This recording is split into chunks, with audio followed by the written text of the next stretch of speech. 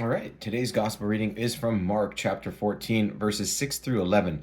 As always, I'll be doing the explanation according to the blessed Theophylact, who is an archbishop from the Ohrid region of Bulgaria from the 11th century.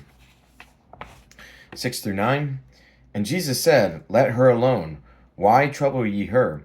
She hath wrought a good work on me, for ye have the poor with you always, and whensoever ye will ye may do them good, but me ye have not always. She hath done what she could. She is come aforehand to anoint my body for burial.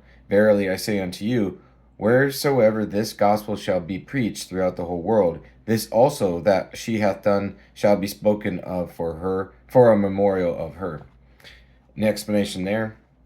The Lord reprimands the apostles for inappropriately hindering the woman from accomplishing her desire. Why trouble ye her, he asks. She has offered a gift. Why do you turn her away with a rebuke? At the same time, he chastises the betrayer, saying to him, She has done this for my burial, reproving him of his lack of conscience.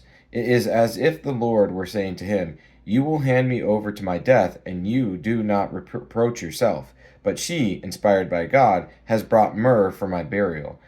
Does she deserve your reproach?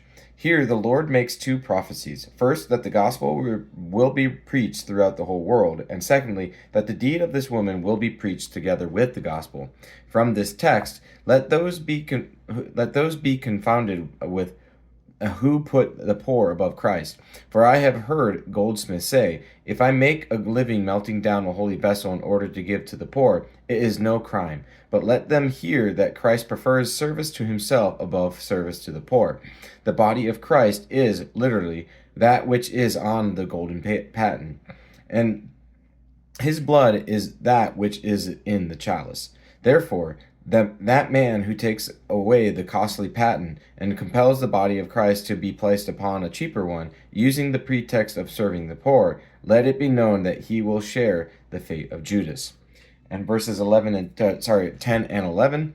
And Judas Iscariot, one of the 12, went unto the chief priests to betray him unto them. And when they heard it, they were glad, and promised to give him money. And he sought how he might conveniently betray him. And the explanation there. When the woman had thus honored him, then the disciple, one of the 12, was filled with madness. The evangelist adds the words, one of the 12, with good reason, to show that Judas himself was one of the elect, the chosen few. What does this mean? How he might betray him. It means how he might inform them when Jesus was alone. For the chief priests were afraid to fall upon him while he was teaching because of the multitude. Judas promised, therefore, to hand him over to them when Jesus was alone. Askolion in the Greek text adds, They were glad, not only because they could arrest Jesus without a great disturbance when Judas betrayed him at the right moment, but also because Jesus, they thought, had begun to be hated by his own disciples.